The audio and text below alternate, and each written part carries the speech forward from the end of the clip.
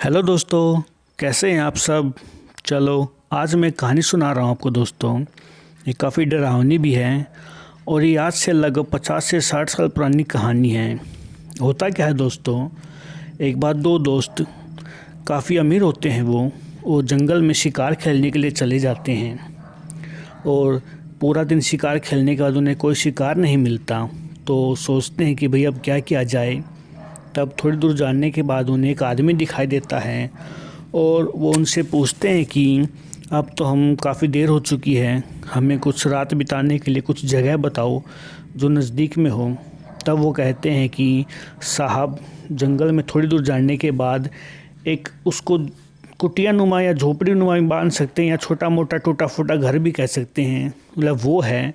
आप चाहें तो वहाँ जाके रात बिता सकते हैं, क्योंकि वहाँ पहले आलीशान हवेली होती थी जो अब बिल्कुल खंडर की तरह हो चुकी है। तब उन दोस्तों को कुछ चारा तो मिलता नहीं। वो सोचते हैं कि चलो ठीक है, अब रात तो बितानी है तो क्यों ना वहीं पर ही चले चलते हैं। तो वो उनको रास्ता बता देता और वहाँ चले जाते हैं और उनका कुछ खाने पीने का सामान उनके पास होता ही है और अपना खाने पीने का सामान लेके वहाँ पे चले जाते हैं। तो जैसे जैसे टाइम और रात बीतती जाती है तो काफ़ी खूंखार और खौफनाक दिखनी स्टार्ट हो जाता है वो।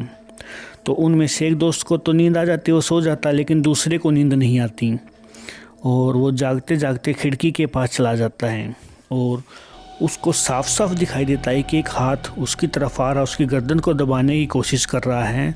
तो इतनी ज़ोर से चिल्ली मारता है कि उसका दोस्त भी जाकर खड़ा हो जाता है। उसको कहता है, क्या हुआ तुझे, इतनी ज़ोर से क्यों चिल्लाए तू। वो कहता है कि यार, मैंने अभी खिड़की से देखा कि कोई एक हाथ मेरी गर्दन को दबाने वाला था।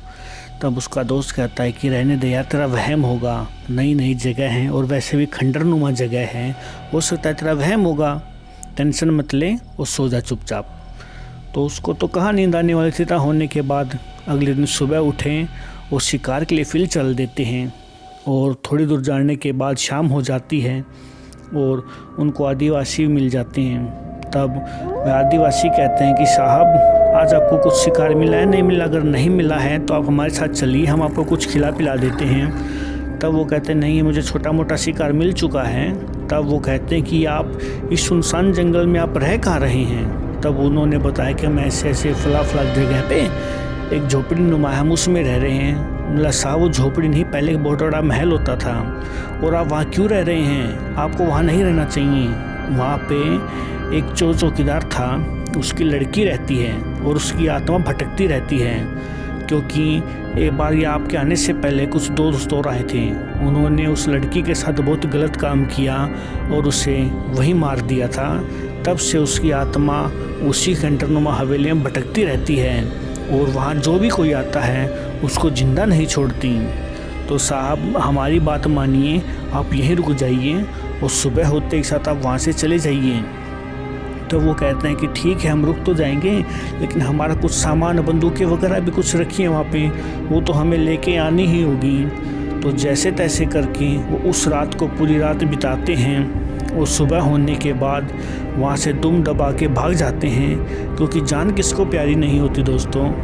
ये कहानी बताती है कि जहाँ भी जाएं बड़ा सतर्क और सावधानी के साथ आपको रहना चाहिए। और उन आदिवासियों की बात सच निकलती है और गांव वालों से भी सुनाई देती है कि उस लड़की की आत्मा आज भी ये हवेली में भटकती रहती है।